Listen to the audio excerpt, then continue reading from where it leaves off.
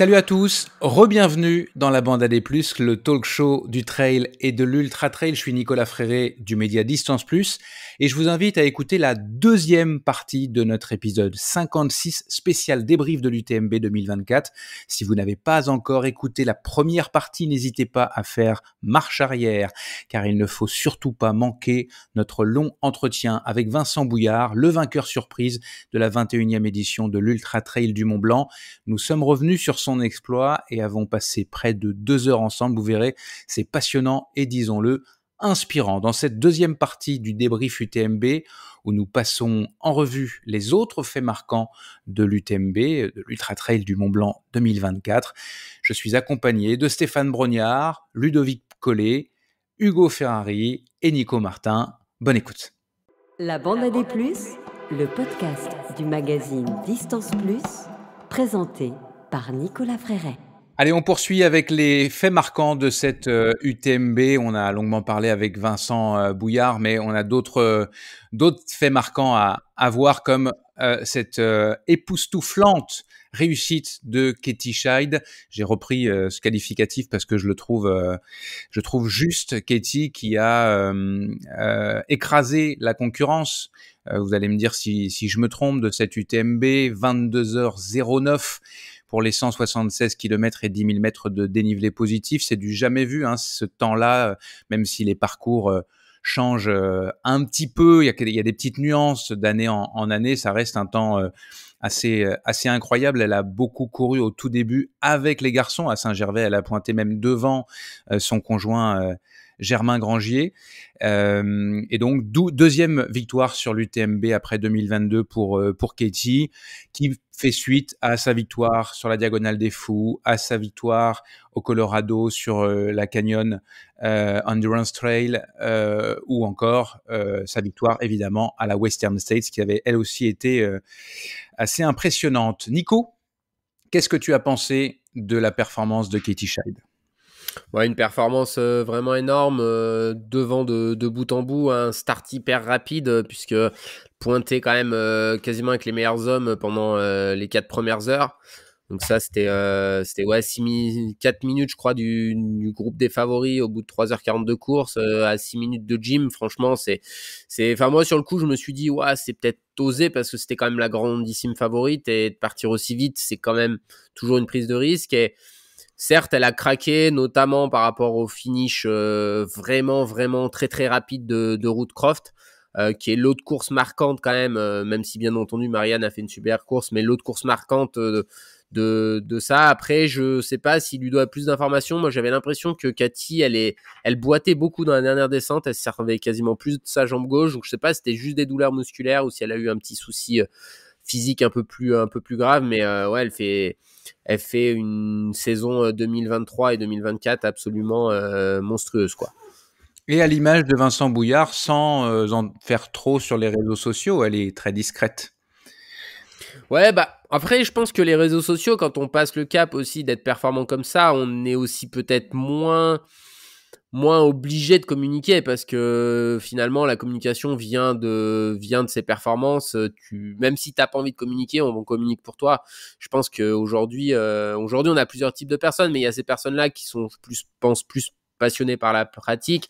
Après, on a d'autres très bons coureurs qui, je pense, sont vraiment dans une optimisation un petit peu, je sais pas si j'aime pas, c'est peut-être pas le bon terme, mais matérialiste de leur carrière, où voilà, ils communiquent au maximum pour essayer d'être le plus visible possible.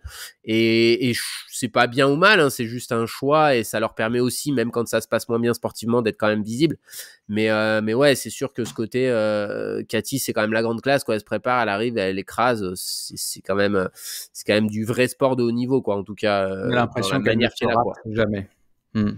Non, et puis cette grosse confiance, parce que bon, elle part devant hyper vite. Je pense qu'elle a quand même eu, je sais pas, l'impression qu'on a eu Ludo, mais une fin de course qui était quand même dure, mais voilà, malgré ça, elle doute pas forcément de ses stratégies, elle court comme ça. C'est sûrement aussi pensé avec son entraîneur, j'imagine, et son staff, de dire comme ça me réussit de courir les ultras, et elle craque pas trop, et finalement, bah, c'est sûr que mentalement pour les autres, quand on t'annonce que c'est à 1 heure ou 1h30 devant, tu vas pas chercher comme si c'est à 5 ou 10 minutes, quoi. Ludo ? Non, mais il a résumé. Après, moi, où je suis bluffé avec Cathy, c'est que elle ne cesse de progresser, quoi. Et on l'a trouvée déjà très forte. C'était pas de chance pour elle de tomber dans l'air d'all water. C'est comme quand tu tombes à Roland Garros face à Nadal, tu vois. Tu sais toujours que c'est le leader. Et non, elle progresse, et elle est partie. Moi, ça m'a fait peur. Je me disais, qu'est-ce qui lui reste dans le moteur après la Western? Parce qu'elle fait un gros chrono. Elle se rapproche des temps de Courtenay. Elle a pas amusé la galerie. Et là, elle part. Alors, est-ce que... moi, je me suis dit, bon, il y a un tellement gros plateau chez les dames cette année qu'elle a décidé de tuer la concurrence tout de suite. Elle leur a laissé aucune chance. Mais je me suis dit, est-ce qu'elle va être capable de tenir? Et c'est vrai, comme le dit Nico, sur la fin, elle traînait un peu la patte. De ce que j'ai entendu, je pense que c'était plutôt musculaire, hein, que j'ai pas eu ouï dire de blessure. En tout cas, elle leur a bien caché si c'était le cas, mais je crois pas. Je crois que elle reste aussi humaine et comme quand Courtenay avec des grosses saisons, souvent la fin devient difficile. Mais voilà, sa meilleure perf c'était 23-15. Là, elle fait 22-09. Elle part devant et à aucun moment on sent que les filles derrière elles peuvent revenir. C'est vrai que Ruth, c'est dur à dire. Hein.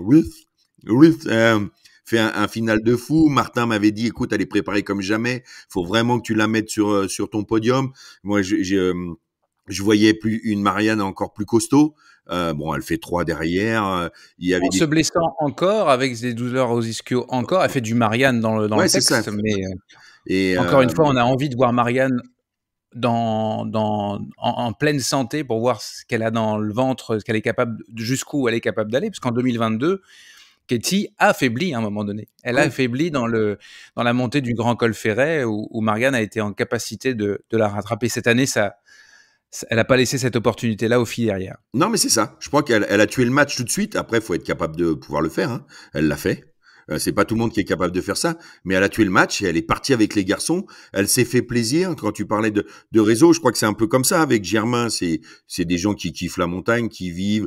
Germain, quand il fait des stories, c'est plus pour se foutre de sa gueule ou voilà, pour rigoler. Et ils ont depuis des années travaillé la progression crescendo, les deux. Ils se sont jamais affolés. Voilà, après, je pense qu'elle a vraiment beaucoup de talent, Cathy. Si on reprend... C'est fort.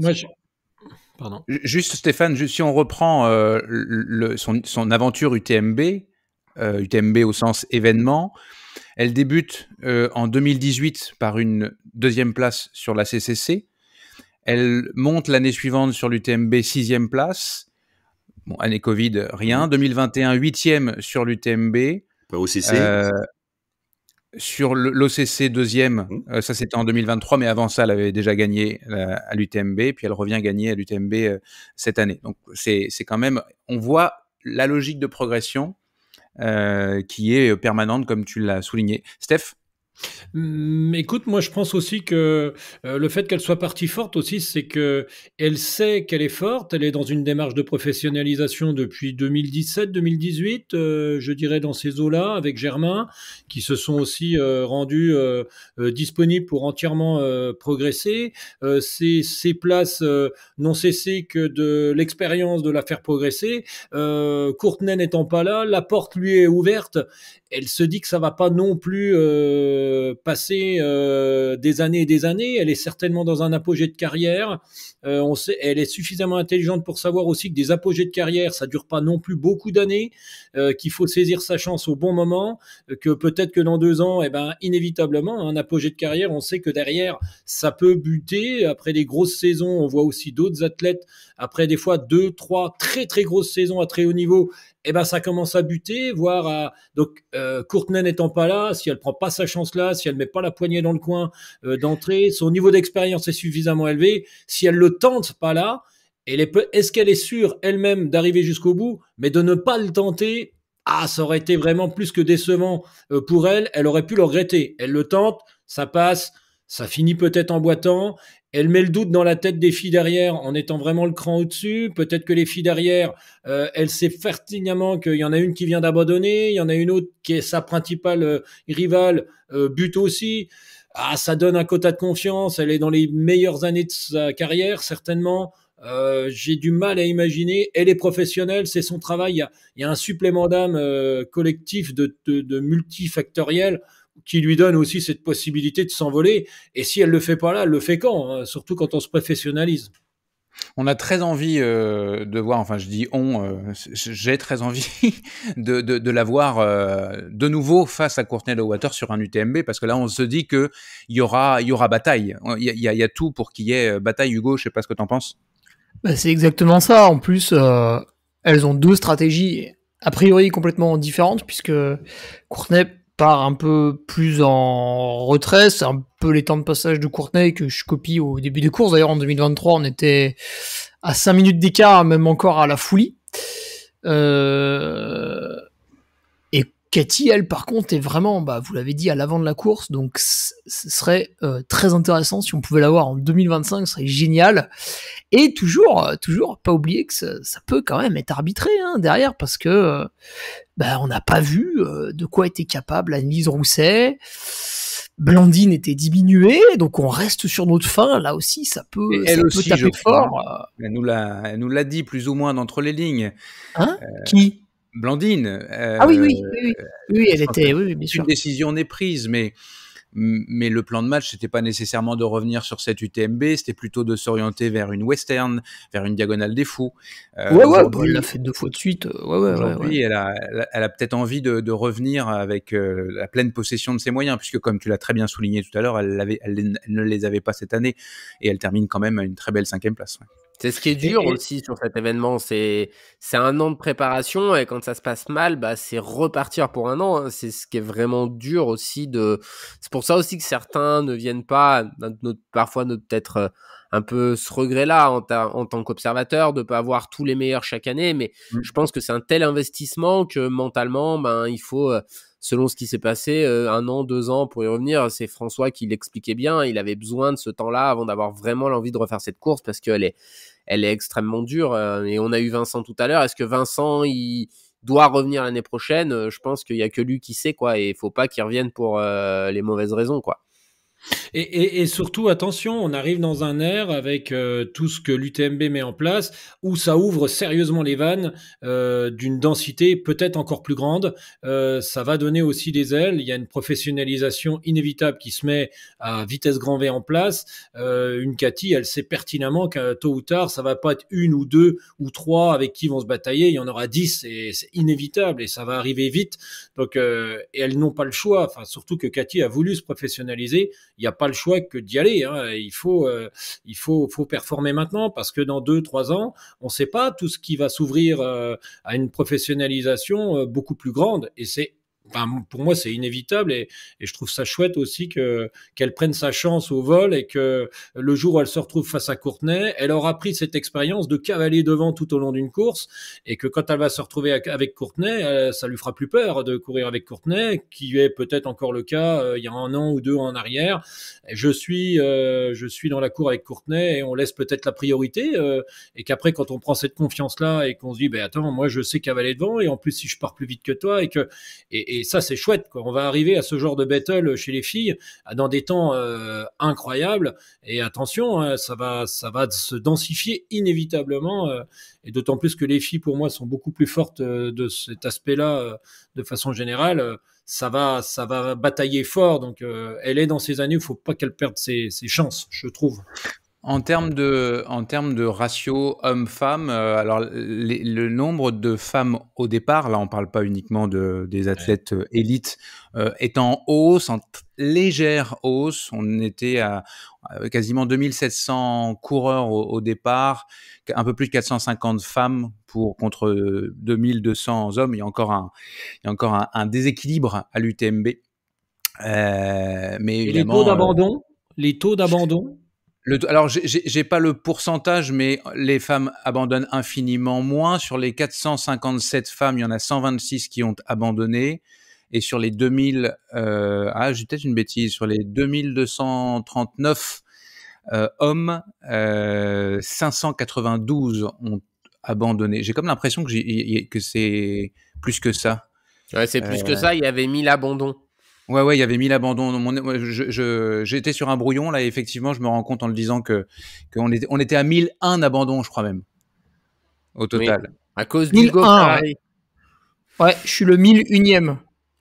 T'es le dernier à avoir abandonné l'UTMB. Non, je Tout pense à pas. fait. Bon, on est tous d'accord pour dire que Katie a fait la course parfaite et qu'elle en a peut-être encore sous le pied. Moi, ce que j'aime beaucoup, c'est la voir. Non, je suis pas d'accord, Nico. Bah, je pense comme toi qu'elle en a sous le pied parce qu'elle a fait une course en partant trop vite. Tu vois, quand tu vois les chronos de Ruth-Croft, tu te dis que, Donc, en fait, imagine un entre-deux. Ouais. Peut-être que l'entre-deux, c'est mieux. Très intéressant. On peut pas savoir. Il faudrait que Katie s'inspire du pacing de Courtney pour être une meilleure Katie. Encore. Ouais, Intéressant. exactement. Les tempéraments des uns et des autres, une Cathy qui part en deçà et qui voit une Courtney qui est un peu devant peut la déranger. Une Cathy qui part devant et qui sent que ça revient de derrière et qui y va parce que elle aime bastonner.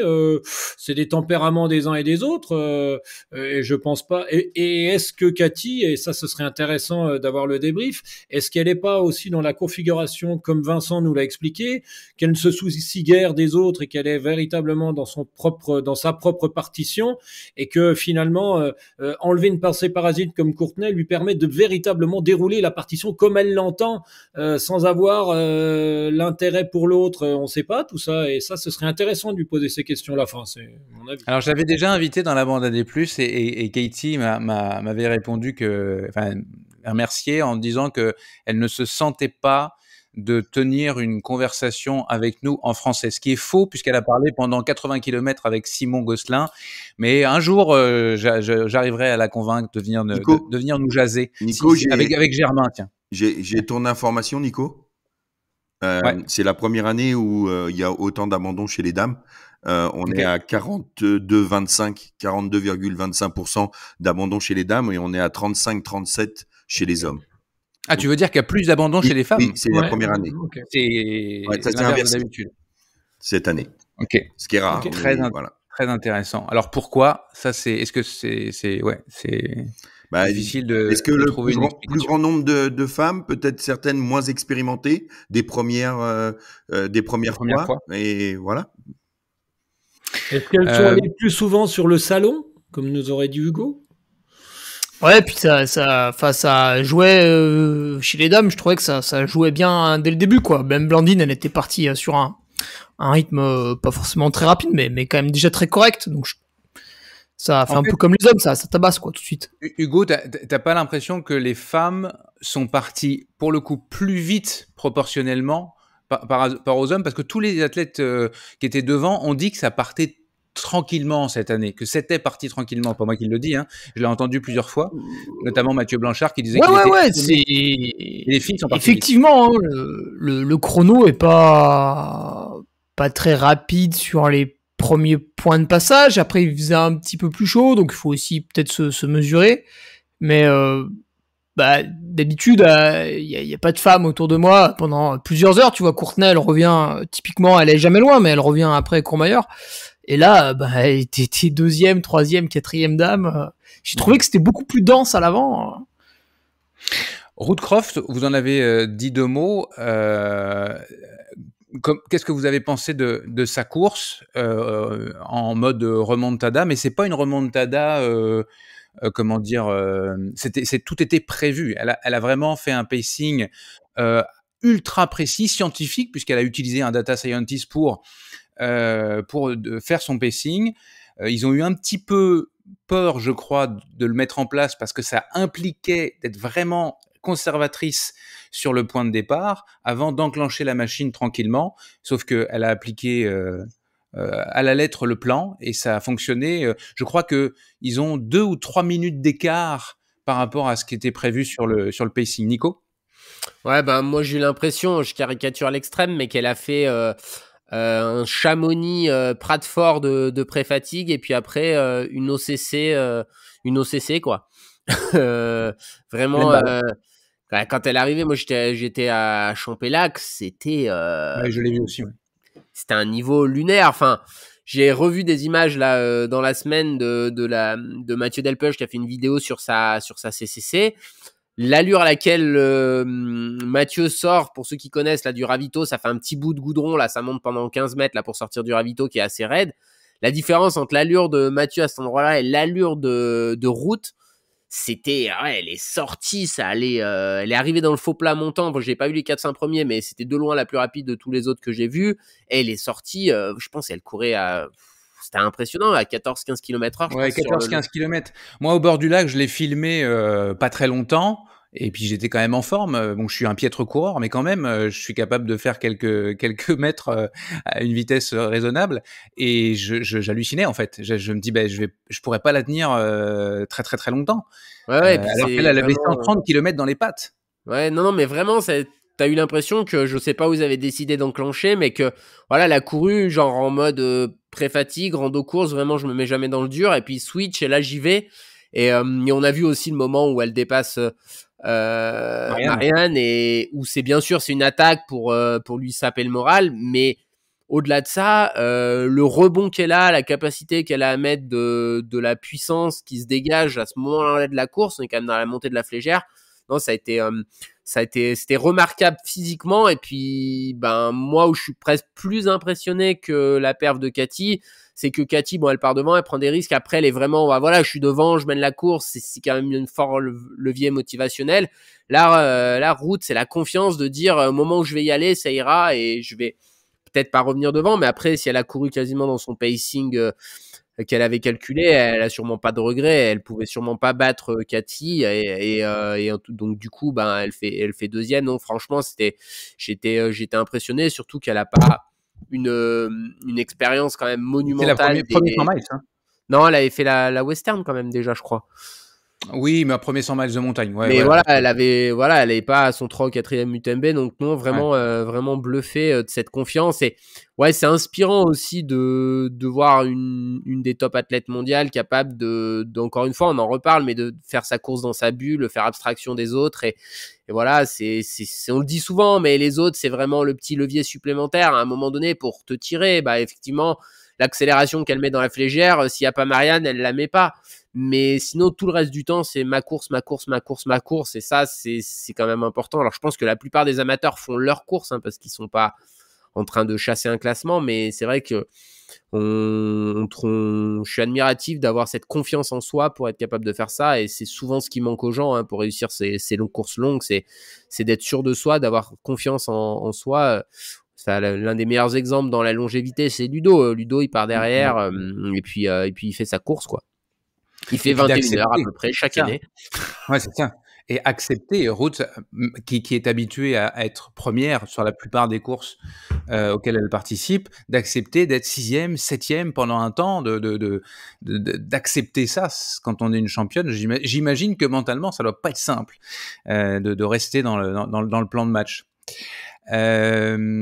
Marianne, un petit mot quand même sur Marianne, qui partait avec un poids sur les épaules. C'était son 3e 100 miles après la Western et l'UTMB 2022. C'est la première fois qu'elle remettait le dossard à l'UTMB. A priori, plutôt en très bonne forme. Bon, elle nous a appris après qu'elle avait des petites douleurs qui étaient rien de grave, mais aux ischios qui l'ont quand même embêtée. Et puis, bon, elle a fait du Marianne, elle est tombée, elle s'est cassé le doigt. À Champellac, ils ont décidé de ne pas faire de manipulation médicale parce qu'ils avaient peur qu'elle tombe dans les vapes et qu'elle ne puisse pas repartir.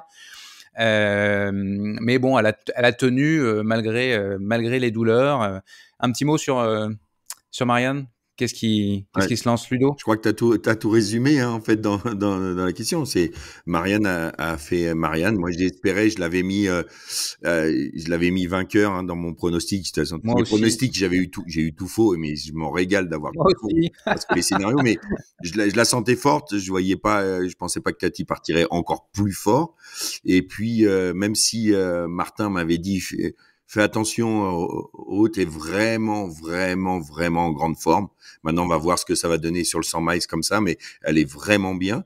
Donc, On parle de Martin Gaffouri, qui est ouais, son petit ami et qui est son petit ami. Et qui est aussi un très grand connaisseur de ce sport et qui commente et avec qui on échange beaucoup et on se donne des billes dès qu'on peut. Voilà, parce qu'il connaît beaucoup plus les étrangers que moi. Et voilà, et voilà, et je crois que ce petit bout de bonne femme est stupéfiante. Et là où comme Stéphane aime utiliser cette expression, je pense que le jour où toutes les planètes s'aligneront pour Marianne, sans blessure, sans rien, que toutes les feux sont verts, elle sera redoutable, quoi. Elle sera redoutable. Il y a toujours, mais elle a un côté Patrick Bohard, tu vois. Donc exactement. C'est vrai. Elle a un côté qui retape, donc du coup. Et la même sympathie, faut la voir sur les sentiers, comme elle. Des gens très forts, mais avec les gens qui, je pense, sont aussi dans leur monde et qui à des moments ils décrochent par rapport à ce que nous a expliqué Vincent, où il est resté focus sur chaque pas, ils décrochent, ils voyagent un petit peu dans leur tête et puis ça chute et puis ça, enfin voilà, et qui nous font toujours des histoires de folie. Mais voilà, il y a un petit, elle me fait beaucoup penser à Patrick et je lui souhaite la même longévité en tout cas. Absolument. Un mot sur Marianne ou on switch sur les garçons? Hugo, non? Eh bah juste, ouais, moi elle m'a doublé à Courmayeur, elle arrivait pas très loin de moi, elle s'est ravitaillée très très vite et elle est repartie juste devant moi. Donc j'avais entrepris de la suivre plus ou moins dans la montée à Berton et c'est malheureusement le moment où j'ai vomi de manière très subite sans m'y attendre, donc je l'ai perdue de vue, mais à ce moment-là je me suis dit putain, si Cathy craque elle va revenir quoi, parce qu'elle était vraiment, vraiment tout allait bien pour elle à ce moment-là, donc bon, le podium elle l'a pas volé, ouais. Moi, je pense que Marianne, elle a aussi, je pense qu'elle s'autogère quelque part et que je pense qu'une forme d'accompagnement l'aiderait aussi peut-être à pouvoir aligner certaines planètes qui se baladent à droite et à gauche. Elle est accompagnée, hein. Elle est entraînée par Greg Vollet. Très bien. Et puis elle a elle est très dans l'amitié. Elle est très proche de Camille Brouillas, de Thibaut Barognan, de Mathieu Blanchard. Ils forment ensemble, c'est une entrée d'athlètes, on va dire. Certes, mais ce que je veux dire par là, c'est que là, on n'est pas en train de parler d'entraide d'athlètes, on est en train de vouloir parler d'optimisation de la performance. Et d'être ami avec des athlètes, je ne vois pas le problème, bien au contraire, ça apporte beaucoup de bien, notamment au niveau des ravitaillements. Mais que peut-être qu'il semblerait que, comme on parlait de Patrick ou d'autres personnes, il arrive un moment, il faut quand même un petit apport, je pense, extérieur, qui va lui permettre aussi à certaines planètes qui auraient peut-être tendance à vouloir aussi se dérober et à mettre un petit peu 2-3 grains de sable dans le dispositif, sans être trop intrusif, parce que je pense que Marianne est une athlète aussi qui a besoin de savoir qu'elle sent qu'elle se gère aussi par elle-même et que elle aime aussi ce brin de folie et que peut-être une forme d'accompagnement, peut-être avec une certaine forme de rigueur et un cadre un peu plus soutenu pourrait lui apporter ce supplément pour l'avoir performé à très très haut niveau, parce que on a bien compris qu'elle en avait le véhicule, donc il suffirait que le pilote soit un peu plus discipliné sur certaines choses et on arriverait peut-être à quelque chose de très remarquable. C'était simple réflexion. Ouais, puisque 300 miles, 3 podiums, 3e place à la Western, 2e et une 3e place à l'UTMB, c'est effectivement remarquable. 3 femmes dans le top 20, donc évidemment le podium féminin, Katie Child-Woodcroft et Marianne Hogan. 5 femmes dans le top 40, parmi lesquelles Blandine Lirondelle qui s'est fait dépasser par une athlète chinoise un peu de temps avant la fin. Blandine a lutté fort. Nico, peut-être veux-tu nous dire un mot là-dessus? Évidemment, ça s'est pas passé comme elle le voulait. C'était pas une journée avec. Hugo l'a dit tout à l'heure, elle a testé Covid le lendemain ou le surlendemain. Donc, il y a certaines choses qu'elle a pu comprendre. Mais elle a probablement appris à accepter la douleur, elle aussi, pour aller jusqu'au bout. Et vraiment, ça a été assez impressionnant de la voir s'effondrer sur la ligne d'arrivée en malaise, tellement elle est allée chercher loin. Et elle s'était déjà effondrée à Valorcine, je crois. Ah, ton micro est fermé, Nico. Elle allait chercher très très loin, c'est même moi, de mon point de vue, qui commence à avoir un peu de recul sur la compétition, c'est de savoir, même s'il y a du sens, aller aussi loin. Mais ça, il y a que la personne qui court qui peut le dire. Mais oui, elle a été probablement covidée. En tout cas, ça a incubé à minima. Après, j'espère aussi qu'au-delà de ça, même si ça a forcément impacté sa performance et que elle a couru pas si loin de son chrono de l'an dernier malgré tout ça, je pense qu'elle avait mieux que ça dans les jambes. Après, pour en avoir discuté avec Lilian, son entraîneur, elle a encore pas tout appliqué comme ils avaient convenu. C'est peut-être un petit peu le biais de Blandine parce que elle est tellement douée qu'elle est arrivée et elle s'est mise à gagner et que du coup par rapport à d'autres athlètes, elle a peut-être pas eu à tout construire, à optimiser, et finalement gagner tout de suite, c'est pas toujours un avantage parce que du coup ça occulte les défauts que tu as. Quand tu es un peu moins doué, les défauts ils te coûtent cher, donc tu les gommes petit à petit. Et je pense que voilà, il y a le fait d'arriver sans être malade, ça c'est aussi parfois des précautions à prendre. Et d'autres choses, voilà, de encore mieux optimiser la nutrition et d'autres choses comme ça dans son pacing, et peut-être parti un peu vite, voilà, d'être peut-être pas trop tôt dans la course avec les autres et plus dans sa course, mais voilà, après mental monstrueux parce que beaucoup se seraient arrêtés avant et qu'elle a tenu à finir avec en plus des douleurs un petit peu aux pieds liées aux chaussures et tout. Donc bon, ça reste une course qui n'était pas à la hauteur de ses ambitions, j'imagine, mais qui reste quand même un chrono de bonne facture et qui me indique, en tout cas à mon sens, une progression physique au global. Maintenant, est-ce que voilà, dans son projet, elle aura envie de revenir à l'UTMB? Est-ce qu'elle partira dans ce qui était initialement prévu? Ça, il y a qu'elle qui sait, qui décidera à être reposée dans les semaines et les mois à venir. Et elle nous partagera ça ici, j'en suis sûr, en temps voulu. Ludo, je t'utilise juste un instant pour me parler des 3 Françaises qu'on suivi. Marilyn Nakache, 16e au général, Claire Banvart, qui est quand même encore dans le top 20, 18e, et Manon Board, que tu as cité tout à l'heure, qui termine à une 20e place. Déçue, même si, quand même, elle a enfin fini cette UTMB et que c'est une petite victoire, ça. Ouais, écoute, des 3, la plus satisfaite, c'était Lapin du Racel, hein. Claire Banworth, qui elle était dans sa course, dans ce qu'elle s'était prévu avant de partir au Tour, où elle est en course et qu'elle ne fait que remonter actuellement à l'heure où on parle. Elle remonte. Par contre, pour les 2 autres, je sais que Marilyn, en remportant la TDS l'année dernière, je pense qu'elle espérait de meilleures sensations. Ça n'a pas été le cas, mais comme elle fait toujours quand c'est pas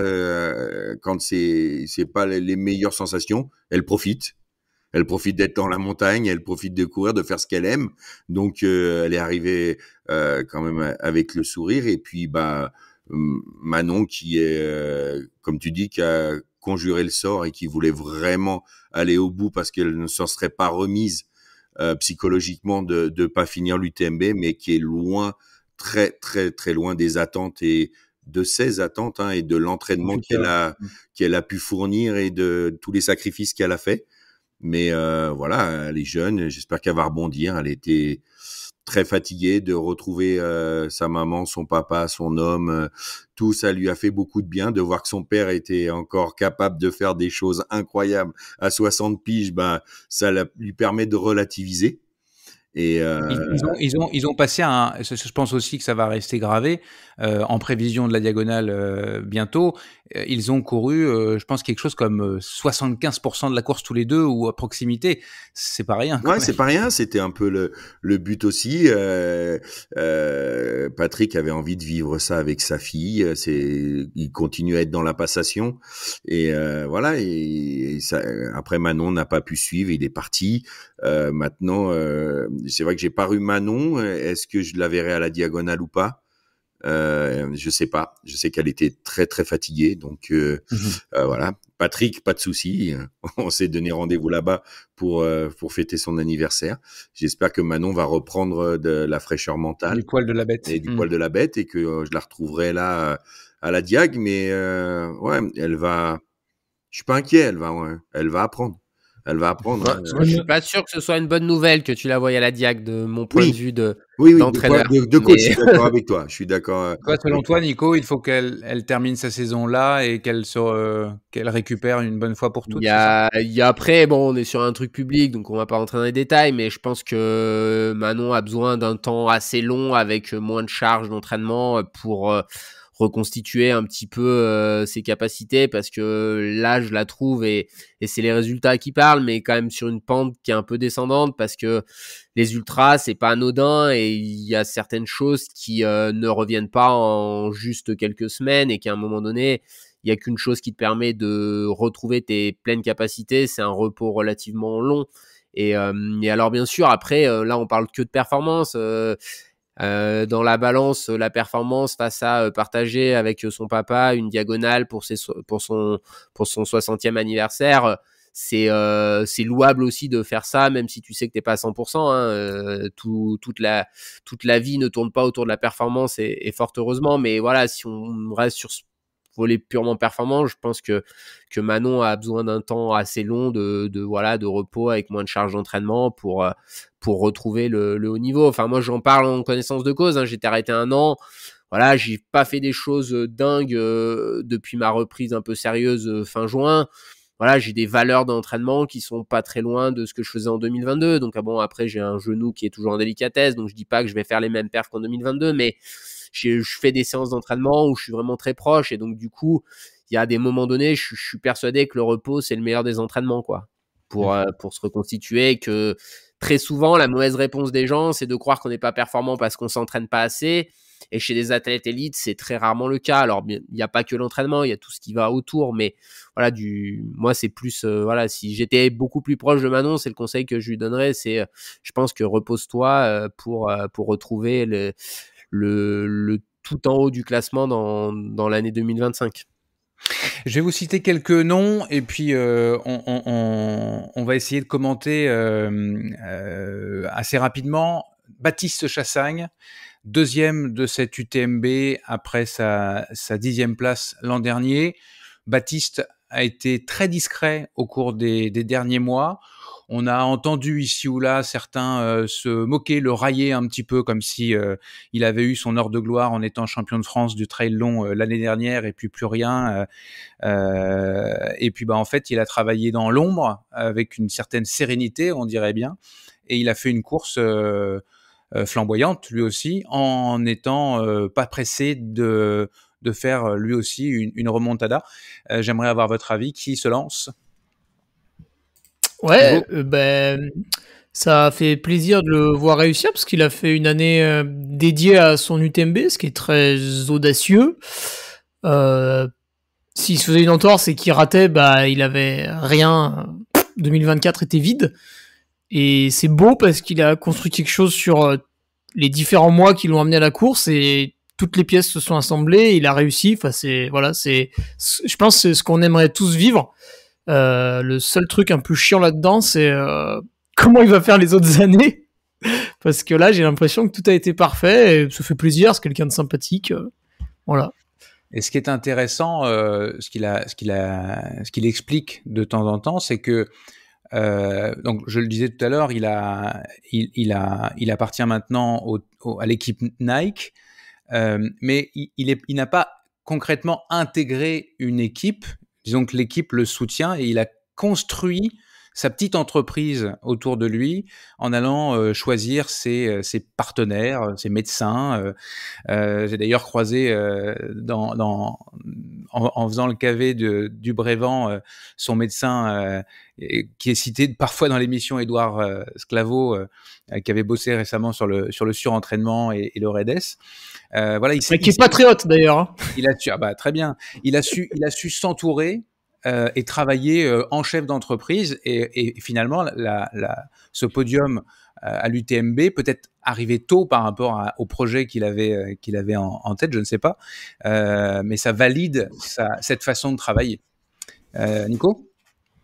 Moi je suis admiratif de ce qu'a fait Baptiste, parce que voilà, c'est pas péjoratif, mais je trouvais que c'était un des athlètes, pas dire surcoté, mais qui était beaucoup mis en avant parce que c'est quelqu'un qui communique bien, qui écrit bien et qui avait fait des beaux résultats, hein, bien entendu, mais qui avait pas eu d'énormes résultats internationaux encore, hein, même s'il avait fait des belles places sur des ultras.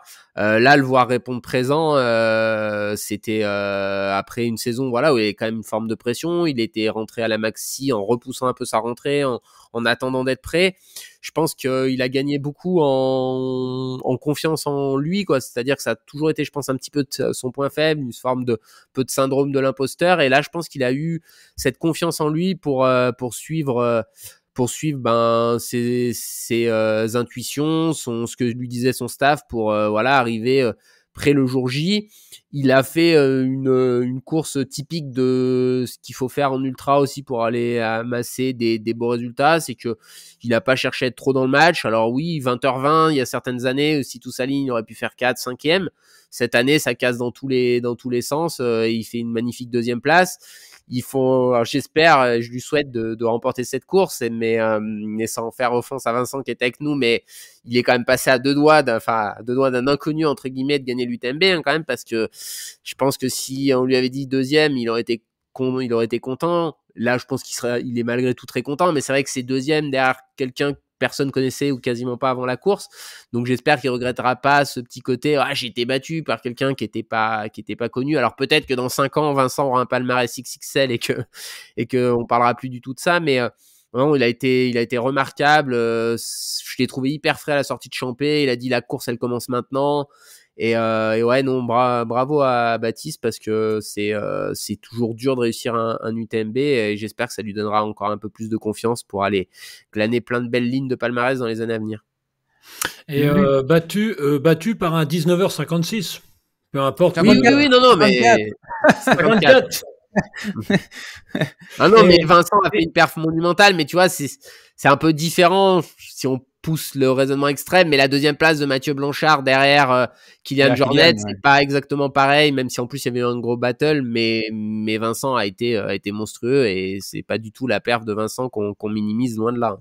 Alors, passer la ligne d'arrivée, moi de la PTL, on a passé le lendemain un peu de temps avec Nicolas, hein, notre hôte, à discuter un petit peu de Baptiste autour d'un café, et on en faisait encore une fois un peu le constat, c'est-à-dire que oui, effectivement, il communiquait, il y a beaucoup de choses, mais il est parti retravailler au fond de sa grotte. Alors, on n'a pas vraiment utilisé les mêmes termes quand on discutait autour du café, mais effectivement, il s'est un peu plus tu et il a vraiment construit son projet avec toute une équipe et il est parti dans sa propre grotte, dans sa propre retraite quelque part pour travailler dur, sans trop en faire, être convaincu de la justesse de son art. Il s'est créé un propre monde, une propre stratégie et partition.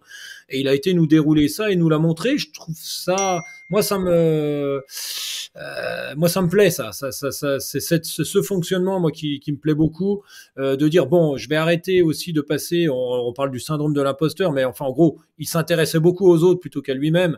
Et véritablement, il est parti de qui il était.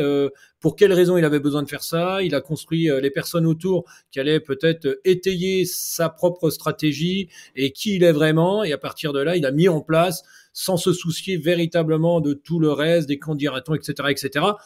Et il y a été, je trouve. Alors ça, c'est génial. Et c'est une belle leçon de cet UTMB, lui parmi d'autres. Ludo. Ouais, bah, Ludo Pommeret. Moi, je rajouterais juste avant Ludo Pommeret, tout ce qui a été dit, c'est pour moi sérénité. Ouais. Voilà l'image que j'aurais de Baptiste. Pour moi, un visage serein à l'arrivée, c'était sérénité, fou. Ouais. Exactement. C'était assez bluffant. Donc Ludo Pommeret, je ne sais pas si on a encore quelque chose qu'on peut dire sur Ludo Pommeret. On a l'impression qu'il continue de nous surprendre. Je sais que je suis saoulant avec cette histoire. Enfin, on est tous les médias avec son âge, etc. Mais quand même, l'année de son 50e, puisqu'il a 49 ans et il va vers 50 ans, réaliser la performance qu'il a réalisée, on en a assez parlé ici, de la hard rock, enchaîner alors que honnêtement, il avait dit qu'il venait à l'UTMB plus pour le fun, et arriver 5e encore cette année, avec un temps qui est glorieux. Quoi dire de Ludo Pommeret? Je vais redire la même phrase que pour les autres. S'il y en a bien un qui déroule sa propre partition, parce que quand on voit la progressivité qu'il met sur une course comme celle-là, et qu'il est absolument pas touché ni impressionné par le fait de se retrouver dans des places quand même plutôt seconde zone, hein, des secondes zones, hein, mais on est bien d'accord qu'il est quand même pas dans le top 10 à Saint-Gervais. Encore une fois, il est dans les 50e à chaque fois. 50e, ouais. Voilà. Bon, 50e à Saint-Gervais, pardon, mais si lui il déroule pas son propre petit contre-la-montre aussi, même si peut-être que il me fera peut-être mentir en disant que c'est peut-être ses stratégies qui après lui permet d'être en mode Pac-Man et qui lui donne de l'énergie, peut-être, qui va volontairement se retrouver dans cette situation. Ou c'est simplement, écoutez, moi je fais ce que j'ai à faire avec ma propre stratégie, ou je pars volontairement un cran en dessous et après je passe mon temps à aller jouer avec les personnes que je rattrape progressivement et ça me donne un enthousiasme et une force incroyable. C'est l'un ou l'autre, mais dans tous les cas, c'est beau. Ça me fait penser à ce week-end, j'ai eu le plaisir de courir à l'Ultra Trail Arikana du Canada sur un 42 km avec encore des départs par vague. Donc il y avait la première vague qui était un peu plus massive et puis plusieurs vagues aux 2 minutes. Et un gars qui me disait moi je pars dans la dernière, je vaux plus, je vaux mieux, mais je pars pour la dernière parce que ça m'amuse d'avoir ce travail-là de remonter les gens. Et puis ça me motive, ça m'énergise. J'ai trouvé ça assez rigolo comme démarche. Mais en fait, il se construit sa propre course en utilisant ce système de vagues. Ouais. Écoute, un mot sur Ludo. Ouais. Moi, je suis bluffé par sa capacité à accepter la souffrance, quoi. Il souffrait. Hein. Il m'enlève les mots. J'ai couru 15 mètres à côté de lui à la sortie de Champé. Bon, pardon pour le pacing. mais il me dit, ah putain, je suis défoncé, quoi. Et puis vraiment, tu vois, le Ludo, il est souvent marqué, mais là, vraiment marqué. Et là, je me suis dit, ouais, ça va être dur quand même, parce que là, on est à Champé, tu vois. Et puis il lâche rien, quoi. Enfin, moi, c'est vraiment que je trouve le plus impressionnant parce que bon, l'âge, tout ça, s'il est capable d'être là au départ, c'est qu'il est capable encore de tolérer les charges d'entraînement pour avoir ce niveau-là. Donc bon, c'est un être exceptionnel. Mais en fait, je pense que 8 personnes sur 10 ne va jamais pratiquer jusqu'à cet âge-là parce que ce qui est dur, c'est ok, il y a le physique, mais c'est mentalement. Moi déjà faire un UTMB, me dire, enfin c'est ce que j'imagine, hein, mais champer l'arrivée, ça va quand même être de la souffrance. Peut-être pas à chaque pas, mais quand même beaucoup, et de me dire, ouais, qu'est-ce qui lui donne cette motivation-là d'aller encore faire ça? C'est ça que je trouve le plus impressionnant au-delà de son âge, quoi. Et au-delà du niveau physique, c'est mentalement, quoi, d'accepter cette souffrance pendant encore 5-6 heures. Ça me bluffe vraiment, quoi. Ouais, on est raccord, hein, Nico, il m'a enlevé exactement les mots, puisque il m'est tombé dans les bras, et comme toujours, c'est devenu un ami avec les années, et on est assez proches, et c'est toujours beaucoup d'émotions pour moi de l'accueillir. Et c'est ce qu'il m'a dit comme à Nico, il m'a dit dans l'oreille, je crois que c'est l'UTMB le plus dur de ma vie. Et moi, c'est là où, ouais, comment on peut accepter autant de douleur pour aller au bout et remonter et se faire mal pour revenir à cette 5e place, quoi. C'est un truc de fou. Il a un des plus beaux palmarès au monde. J'arrête pas, mais j'y arriverai, hein. J'arrête pas de me battre avec aucun en leur disant, faut lui faire une statue.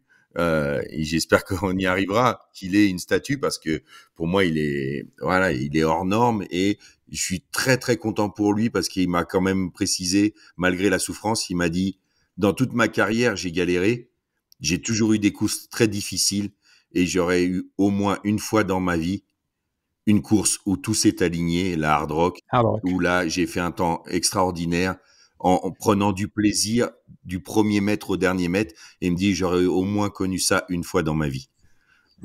Ludo à l'UTMB 2019, 3e sur la CCC, c'était sa première si je ne m'abuse. Il expérimente l'UTMB l'année 2012 où il termine 20e, mais c'était pas une année pour lui parce que c'était l'année où ça a été raccourci à 100 km. Après, il est revenu seulement en 2016 pour gagner l'UTMB. En 2017, 3e sur la CCC, seul DNF sur cet événement. En 2018, c'était sur la TDS dont il termine 3e en 2019 et qu'il gagne en 2022, et sur l'UTMB 4e, 5e et encore 5e.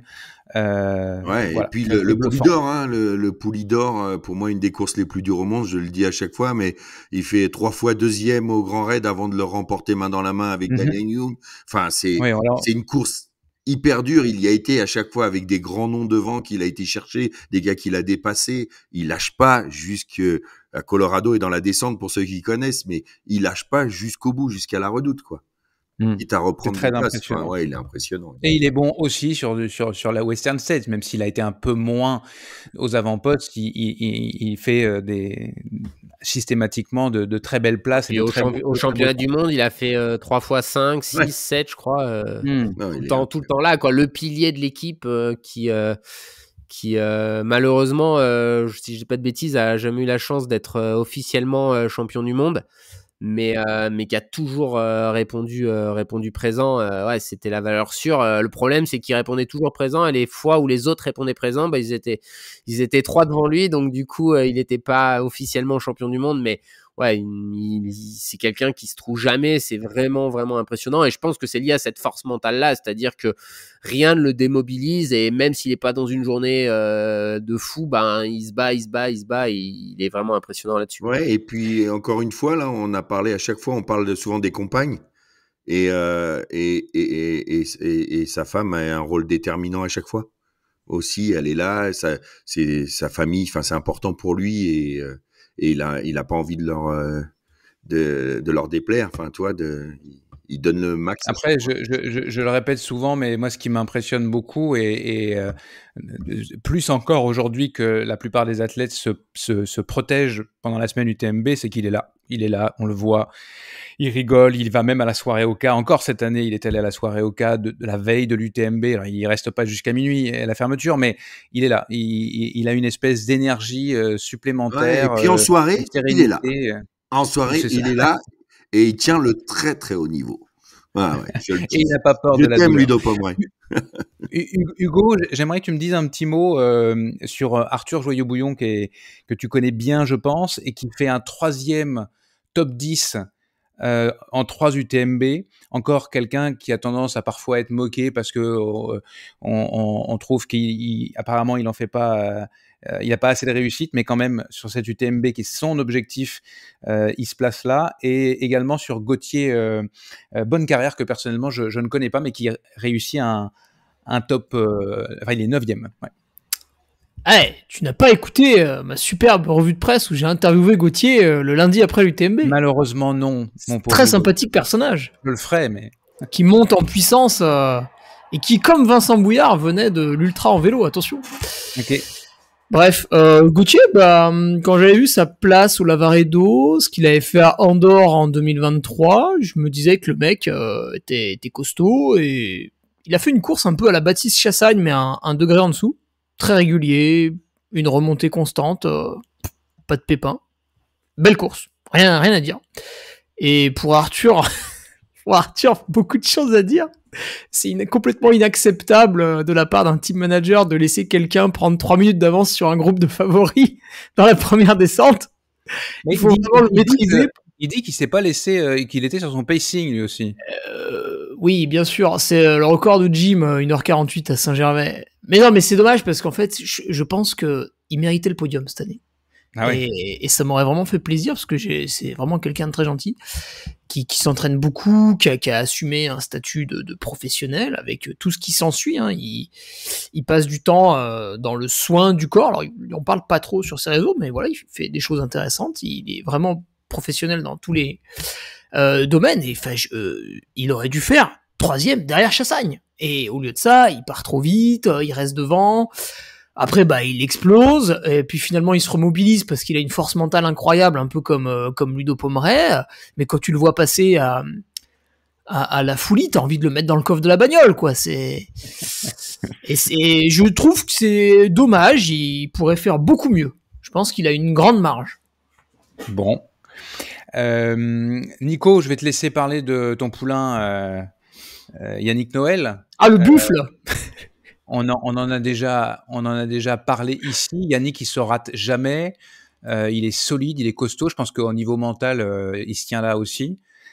Comment t'as débriefé sa course? Top 10, 10e de cette UTMB, le premier de sa carrière, je crois. Et je tiens à rappeler quand même qu'il est 9e ex-aequo. Je l'avais redit. Ils ont été classés 9e et 10e alors qu'ils ont passé la ligne ensemble. Je sais pas pourquoi. Ok. Je sais pas pourquoi. Ils sont arrivés vraiment ensemble. Et même je pense sur qu'il y en a un qui est passé un tout petit peu. Je l'ai redit au micro, mais enfin bon, voilà, ça a pas été fait, okay. Mais normalement, ça devait être réactualisé. Ils sont 9e ex-aequo. Ouais.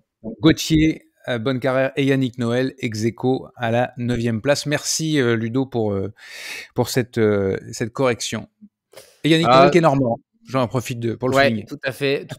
Qui a fait une course, on va dire, moyenne, ni mauvaise, ni très bonne, qui a fait quelques petites erreurs d'alimentation qui ont fait qu'il a connu quelques petits passages à vide. Après, il fait quand même un top 10. Pour être dans le top 10, c'était une édition, il fallait déjà être sur la ligne d'arrivée. Donc déjà, c'est quand même beau. Il y en a d'autres, mais il est quand même boulanger à temps plein. Donc c'est quand même pas simple. On parlait mentalement d'avoir cette motivation de faire. C'est quelqu'un qui, je pense, est pas à son plein potentiel parce que c'est difficile d'être à son plein potentiel avec ce type d'activité professionnelle. Mais voilà, il a répondu présent après un très beau Lavaredo. Il fait une saison magistrale. Voilà. Et puis après, c'est plutôt un taiseux, quoi.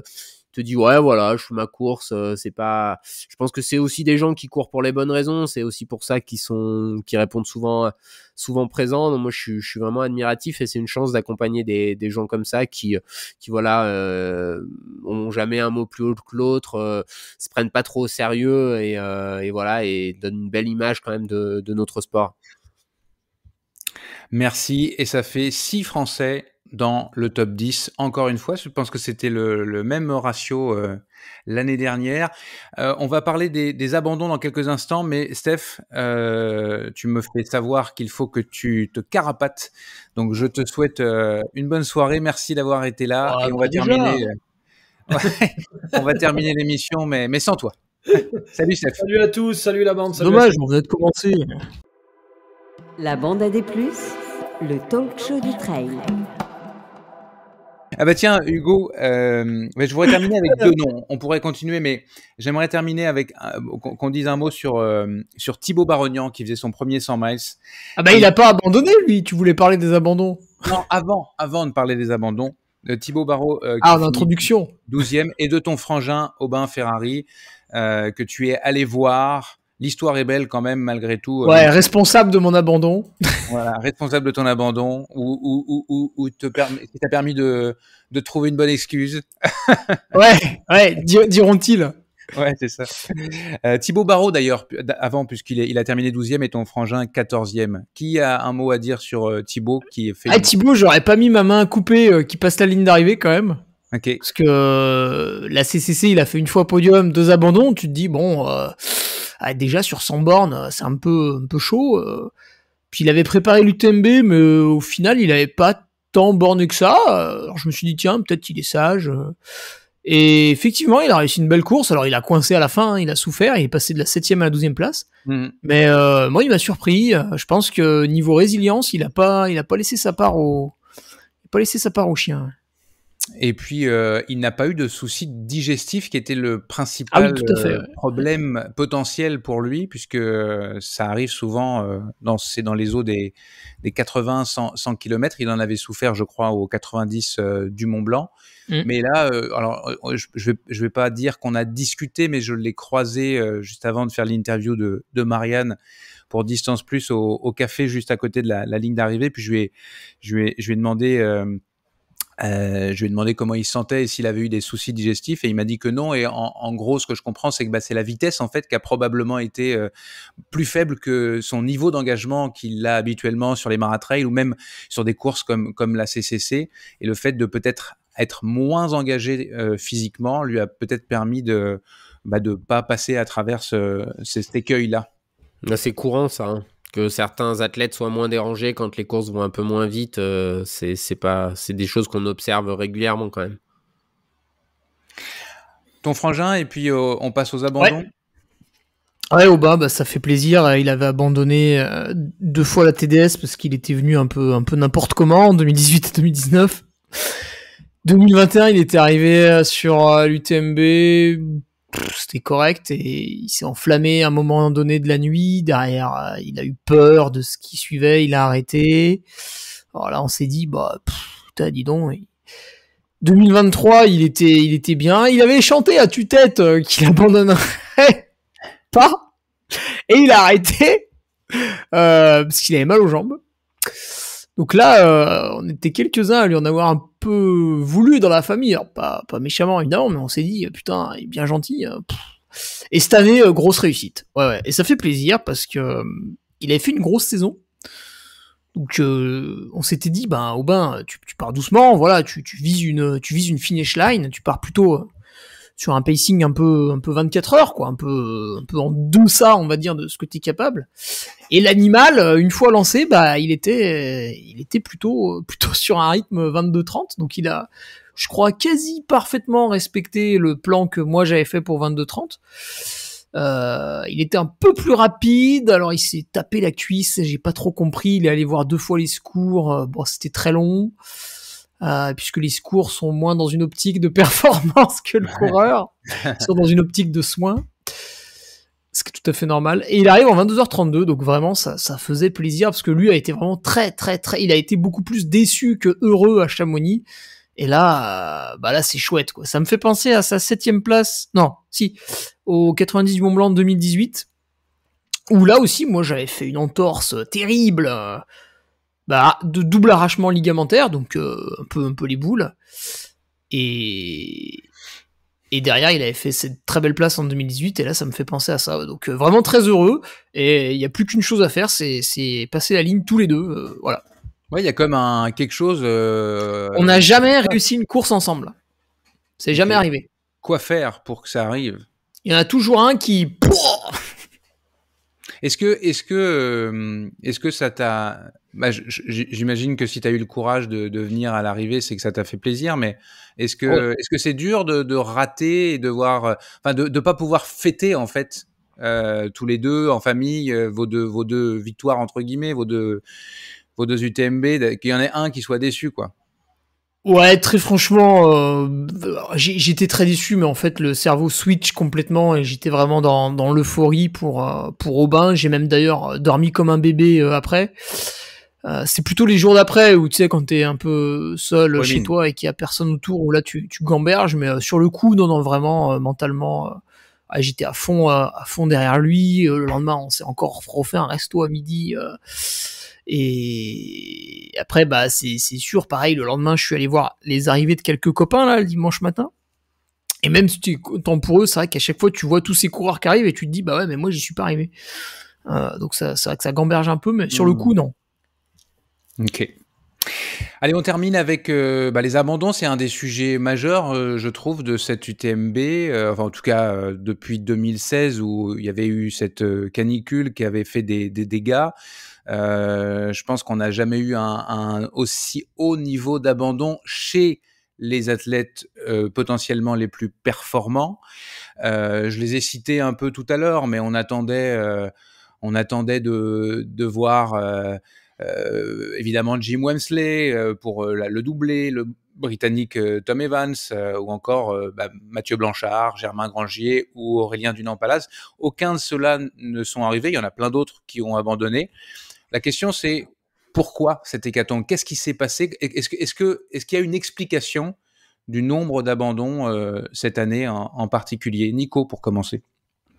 Je pense que déjà, parmi les noms que tu as cités, il y en a qui sont arrivés blessés. Donc ça, sur une course de 175 km, ça pardonne rarement. Donc ça, c'est la première chose. La question, c'est pourquoi ils ont pris le départ. Ça, c'est les seuls qui peuvent répondre. Mais voilà, il y a, celui que je connais le plus, c'est Thibaut Garivier. Il s'est fracturé les côtes fin juillet. Ouais. Bon, il voulait essayer. Alors après, des fois, c'est aussi une stratégie de dire, voilà, j'essaye parce que c'est sûr que si une semaine après, t'as plus rien et tu te dis, est-ce que j'aurais pu... Donc bon, il a voulu partir. Après, des coureurs comme Mathieu Blanchard, il était blessé, je pense, depuis un petit moment au niveau de son tendon d'Achille. Et bon, il a essayé partir, mais bon, quand t'as une pathologie comme ça, c'est compliqué. Je crois que Jim était aussi un petit peu blessé avant le départ. Au genou, ouais. Donc voilà, après, je pense que pour quelqu'un comme Jim, il y a peut-être des clauses contractuelles qui plus ou moins l'obligent à être au départ de cette course-là. Voilà, donc ça, on peut un peu dommage quand même d'avoir, en termes d'image, c'est pas. Ah bah moi je sais pas quel est son contrat, hein, je dis ça, c'est une supposition, mais oui, moi je fais partie des gens qui pensent qu'on peut pas obliger un athlète, peu importe, à prendre le départ quand il est blessé. Je veux dire, s'il fait la démarche de vouloir être au départ, qu'il est blessé, bah on considère qu'il a voulu faire l'effort d'être présent sur la course. Après, la blessure, ça fait partie du sport. Il y a ça. Après, je pense que c'est de plus en plus compétitif, donc je pense que quand même tout le monde s'observe un petit peu, tout le monde veut en faire un peu plus que le voisin, et donc ça conduit à un peu plus de gens qui arrivent sur le fil. Et voilà. Après, il y a des choses un peu plus surprenantes, un peu plus dures à expliquer, comme Germain Grangier. Je pense peut-être voilà sa petite blessure aux côtes qui lui a empêché d'avoir une course dans les pattes avant cette UTMB, parce que j'ai l'impression que c'était un peu musculaire, et c'est vrai que l'année dernière, il avait fait un brillant 90. On voit que souvent, les coureurs qui arrivent à faire des débuts de saison calmes, qui font un objectif fin juin, que ce soit un 90 du Mont-Blanc, un Lavaredo, ça a été le cas de Thibaut Marignan, par exemple, ou même un peu plus en amont, comme Vincent, comme Baptiste, qui ont fait la Maxi Race. S'ils n'arrivent pas trop fatigués sur cet objectif, ça leur fait une première grosse contrainte musculaire qui est quand même importante dans cette discipline, et puis derrière ils déroulent leur prépa estivale. Je pense que c'est multifactoriel. Après, il y a peut-être aussi des abandons liés au fait que ça se passe pas comme on veut, et que certains coureurs, et c'est très respectable, viennent pas pour faire 10e, et que du coup ils se battent plus pour le podium, et peut-être qu'ils abandonnent parce que c'est tellement dur aussi qu'ils ont peut-être envie de rebondir sur un autre événement. C'est très multifactoriel. Je pense qu'on peut difficilement sortir une seule cause, quoi. Mathieu Blanchard a dit quelque chose d'intéressant. Alors, il était très émotif parce que il se savait et il se sentait en très grande forme, probablement la forme de sa vie, a-t-il dit. Par contre, il a réalisé, ou en tout cas, il a eu besoin d'expier ça, enfin de dire qu'il avait probablement menti un peu à tout le monde et à son entourage, et qu'en réalité, à commencer par son entraîneur Adrien Séguré, qu'en réalité, en fait, s'il avait été vraiment sérieux, il aurait jamais pris le départ de cette UTMB, en sachant pertinemment que la douleur qu'il avait au tendon d'Achille, qui est une comment dire, quelque chose comme une malformation, enfin quelque chose qui est là depuis plusieurs années, était plus que susceptible de l'enquiquiner. Donc c'est ce qui l'a contraint à arrêter, et peut-être même que c'est ce qui va le contraindre à ne pas prendre le départ de ce qu'il avait identifié comme l'objectif de sa saison, la Diagonale des Fous. Je dis ça sans le savoir, mais visiblement la douleur peut avoir des conséquences sur le long terme. Mais c'est intéressant, ça, ce côté j'ai menti à tout le monde, ou je me suis menti à moi-même par rapport au pourquoi, finalement, d'avoir oublié de s'être un peu oublié au passage face à l'objectif. Je vais juste donner un exemple qui, moi, de l'extérieur, me frappe. C'est qu'est-ce que Mathieu Blanchard fait sur la ligne de départ du Marathon pour tous, quoi. C'est pour moi, c'est difficilement concevable avec une vraie démarche de très haut niveau, alors que Mathieu est quelqu'un qui va sûrement chercher plein de détails, et qui peut-être aujourd'hui fait aussi trop de choses, hein. Il avait fait un post LinkedIn, je crois, moi je sais pas trop, mais c'est ce qu'on m'a dit, où il énumérait un peu tous les types de métiers qu'il faisait. Peut-être qu'aussi il y a une surcharge mentale à un moment donné de faire autant de choses, et que c'est quelqu'un qui est, je pense, un monstre mental. Donc c'est pas son mental qui lâche, mais il y a un moment donné, quand t'es monstrueusement fort au niveau de la tête, c'est des fois ton corps qui t'envoie des signaux en te disant stop. Je pense que peut-être ça le servira aussi pour les années à venir. On peut pas tout faire à 100%, ou en tout cas, moi, ça, c'est mon expérience en observant ce milieu-là, parce que c'est un milieu un peu particulier, on n'est pas forcément professionnel. J'ai pas vu grand monde faire 50 choses en même temps pendant beaucoup d'années, quoi. Parce que je pense que tu vis un peu à crédit, et au bout d'un moment, faut payer l'addition, et j'espère que ça sera pas une blessure trop long terme pour Mathieu, mais peut-être que voilà, l'amener à se recentrer sur... Je pense que c'est un rêve pour lui de gagner l'UTMB, et que faut faire un peu peut-être à l'image d'un Baptiste Chassagne, vraiment faire dans son coin, même si c'est ce qu'il avait fait un peu cette année, hein, beaucoup moins de courses, mais peut-être un peu trop d'activités annexes qui font qu'il a peut-être pas les plages de récupération suffisantes. On pourrait évoquer aussi son film sur le GR, c'est toutes des petites choses où tu ajoutes un peu de charge mentale. Alors même s'il fait sûrement déléguer plein de choses, je pense que voilà, c'est ces petits détails qui font que des fois, bah, ça bascule pas du bon côté au niveau de la blessure, quoi. Et le marathon pour tous, ça peut pas être considéré comme une petite sortie d'entraînement, parce que je crois pas que, je pense que c'était du fun qu'il est allé chercher. Il est pas allé chercher Ouais, un mais temps. Je crois pas. bien sûr, après, je comprends, il y a plein d'explications sensées qui Mm. expliquent que tu sois sur le truc, mais moi, j'ai un exemple concret de mes mondiaux en 2022. C'était, je crois, le dimanche avant la course, donc à peu près 8 jours avant. On avait organisé une sortie pour aller voir un peu les éléphants.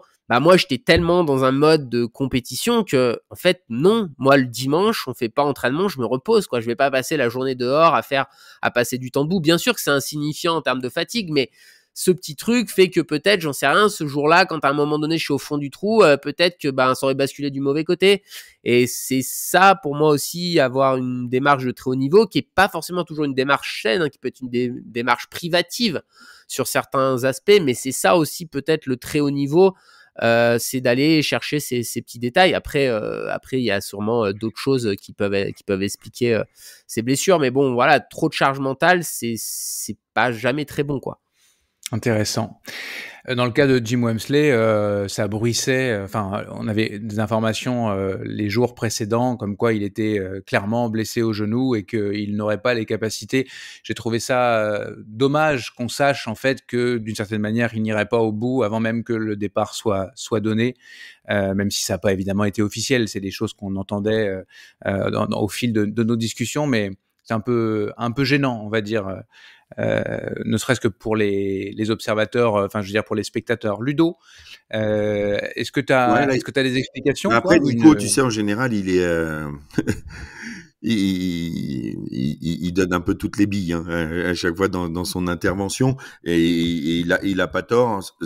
Pour rebondir sur Mathieu, il est vrai que sur le marathon pour tous, il était bon, il a couru tranquille, mais il y avait 8 vagues et il était parrain d'une de ces vagues, et c'est vrai que voilà, la team Orange Running et les jeux voulaient vraiment qu'il soit là en tête d'affiche, et donc c'est sur un événement unique au monde comme ça, je pense que c'est difficile de dire non, mais voilà, après en tant qu'entraîneur, je comprends Nico qui voilà, ça fait beaucoup.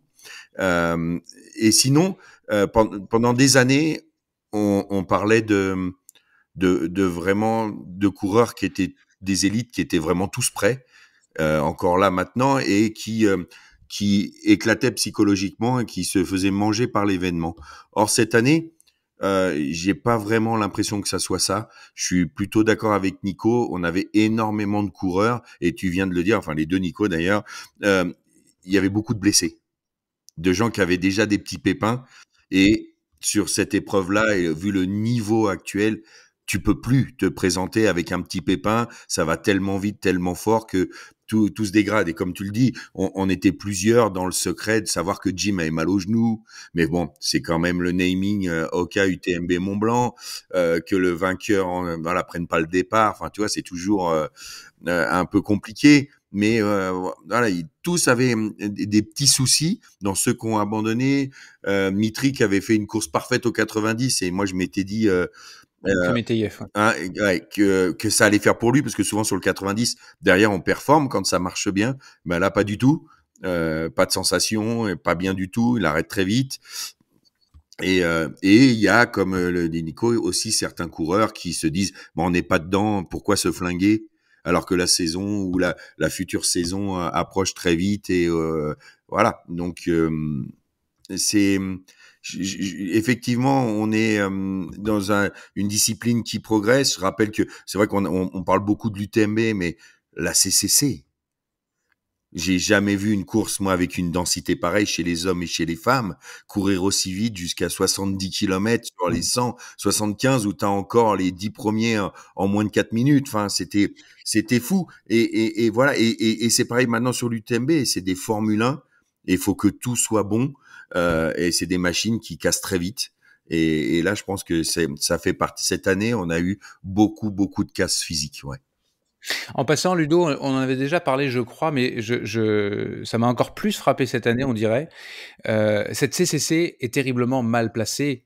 Elle ne bénéficie pas de la visibilité de l'OCC ou de l'UTMB en étant placée le même jour que l'UTMB avec une arrivée qui est en pleine UTMB. Est-ce que tu sais si c'est dans les plans de décaler, d'avancer cette CCC pour lui donner davantage de lumière, parce que c'est une course passionnante à suivre, mais qui est, par la force des choses, mise de côté? Écoute, je suis pas dans le secret des dieux. Il y a eu une époque où ils en parlaient. Là, j'en entends plus du tout parler. Donc, Ok. je sais pas. Hein, peut-être qu'ils y réfléchissent. Mais l'emploi du temps maintenant est tellement important. Enfin, il y a toutes les Ouais, courses. c'est colossal. C'est colossal. Mais c'est vrai que la CCC, c'est Mais il y aurait moyen de faire un décalage Le souci, mercredi OCC, jeudi CCC, vendredi UTMB. ouais, mais parce qu'il y a un des soucis, c'est que par exemple, tu peux pas trop. Par exemple, l'OCC, ça s'étale quand même longtemps, tu vois, sur la ligne. Par exemple, tu pourrais décaler, inverser sur les coureurs élites, tu pourrais inverser CCC et OCC. Sauf que l'OCC, tu peux pas les faire arriver le vendredi parce qu'il y a des gens qui arrivent sur la ligne tout le temps au moment du départ de l'UTMB. Donc, faut vraiment encore plus décalé, quoi.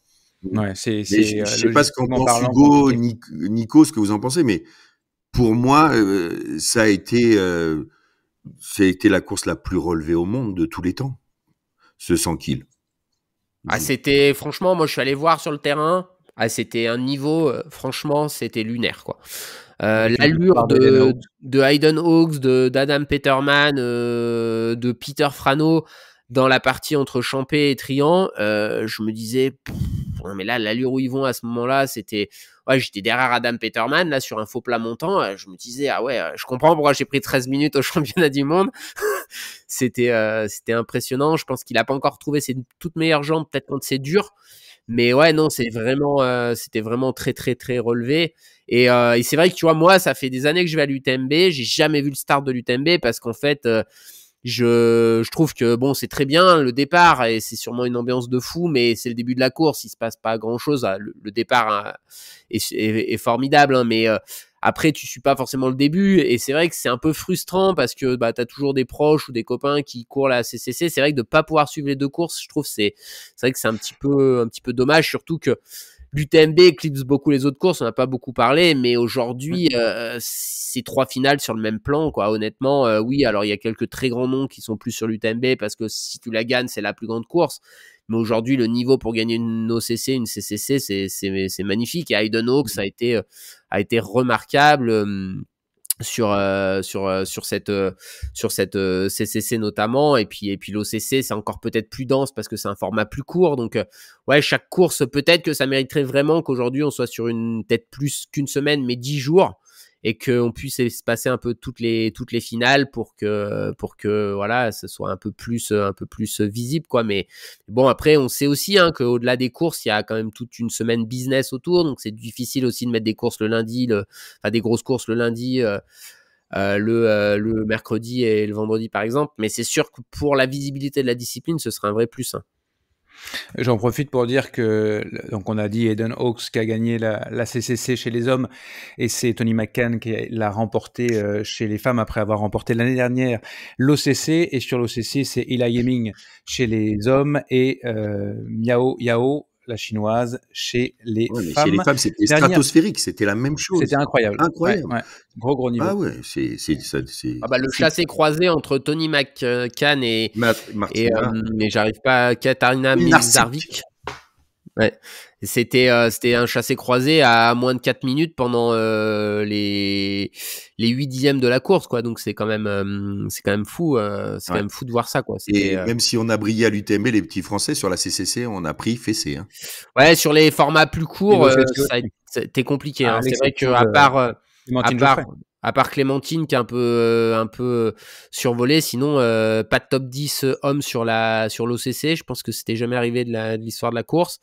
Avec un Benjamin Roubiol qui a pas fait une mauvaise course, mais qui a pas fait une course à la hauteur de ses capacités. Mais Voilà, il fait, pour situer quand même l'évolution du niveau, hein, on est sur le même parcours qu'en 2022, j'avais fait 6e en 5h34, il fait 5h32 et il fait 11e, quoi. Donc ça se densifie vraiment de plus en plus. Moi, j'ai remonté la fin de la course ce jour-là, c'était les filles, c'était vraiment la bataille, quoi. Mia Yao a un peu d'avance, mais Judith, Clémentine, Sarah Alonso, c'était pratiquement chaque coureur que tu voyais, c'était une féminine. Donc ouais, il y a vraiment une énorme bataille chez les filles, notamment. Très très grosse densité du top 10 féminin sur l'OCC qui se tient dans des pourcentages qu'on voit très rarement chez les féminines. Donc c'est vraiment aujourd'hui la course phare du format devant les championnats du monde, je pense, en termes de densité, quoi. Mais c'est vrai, puisqu'on parle des faits marquants, clairement, ça le projet UTMB World Series, sans dire c'est bien, c'est mal, ça s'est justifié aujourd'hui. Les 3 finales sont aujourd'hui les 3 plus grandes courses au monde dans leur registre, et ça c'est assez impressionnant. Hugo, pour le mot de la fin, je voudrais juste qu'on revienne, j'aimerais bien avoir ton avis quand même sur l'histoire des abandons. On a fait une parenthèse au CCC, mais comme tu as vécu la course, il y a plusieurs éléments qui ont tenté d'expliquer les abandons. Il y a le temps objectif, la barre des 20 heures qui aurait poussé un certain nombre d'athlètes à aller dans leur retranchement et de craquer bien avant l'arrivée. Et le deuxième, c'est la chaleur. Moi, de mon point de vue, alors évidemment, je ne courais pas. J'ai fait le tour du Mont Blanc comme journaliste. J'ai pas l'impression que c'était une année particulièrement exceptionnelle en niveau de chaleur. Oui, c'est chaud, même la nuit, mais pas caniculaire. Je voulais avoir ton avis là-dessus. Ouais, le kit canicule a été activé, mais il faisait 28 degrés dans Chamonix. Quand on lance le 90 du Mont Blanc en 2019, il faisait 37. Enfin, pas quand on lance, mais pendant la course. J'ai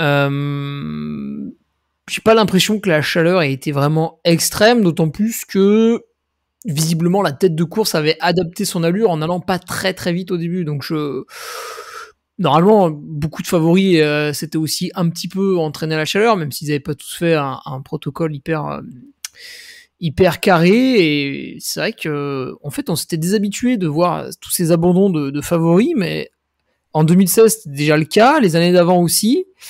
2017, on a eu une année où personne n'abandonnait, ça nous a tous surpris. 2018, les favoris ont re-abandonné. Et depuis 2019, 21, 22, 23, ça y allait, quoi. Tout le monde finissait. Donc pas trop d'explications. Ouais. Peut-être qu'on repartira sur une vague de 2-3 ans où ça abandonne pas trop. Ou alors, vu que Vincent Bouillard a gagné, tout le monde va se dire moi aussi je peux gagner, donc ça va être le bordel. Je sais pas. Ouais. Bon, mystère et boule de gomme finalement. Mystère, ouais. Bien, je pense qu'on a fait un assez épais épisode de la Bande à des Plus, donc on va aller à la fin. La Bande à des Plus, le podcast du magazine Distance Plus, présenté par Nicolas Fréret. C'est la fin de cette 56e émission régulière de la Bande à des Plus. Un gros merci à tous les 5, même si certains ont déjà disparu. Stéphane Brognard, Ludo Collet, Hugo Ferrari, Nico Martin et Robin Schmitt. À plus, messieurs. À plus. Salut Nico, salut à tous. La bande. Et un énorme merci renouvelé à la nouvelle star, malgré lui, de la discipline, Vincent Bouillard, d'avoir passé un long moment à nos côtés. Merci aux partenaires majeurs de la 3e saison de la Bande à des Plus de soutenir ce podcast qui accompagne les sorties longues de bien des auditeurs. J'ai nommé NAC, Miles Republic, Run Motion Coach et Wise. La Bande à des Plus est une émission présentée par Distance Plus. Je suis Nicolas Fréret et j'ai le plaisir de produire et d'animer ce talk show. Le design sonore de la Bande à des Plus est signé Lucas Aska Enessi. La couverture de l'émission est l'œuvre de Mathieu Forichon de Desbosses et des Bulles. Merci à Baptiste Ballet qui s'occupe des extraits de l'émission que nous diffusons sur les réseaux sociaux de Distance Plus. Merci à Clément Lenné, le recherchiste de Distance Plus et de la Bande à des Plus. Merci à Laurie Beck qui fignole l'enregistrement de cette émission avant sa diffusion. Enfin, merci à toutes et tous de nous écouter sur votre plateforme de podcast préférée ou via la chaîne YouTube de Distance Plus. N'oubliez pas de suivre Distance Plus sur les réseaux sociaux. Vous pouvez d'ailleurs retrouver l'intégralité de notre suivi spécial UTMB ainsi que nos différentes interviews à chaud. À plus dans la Bande à des Plus.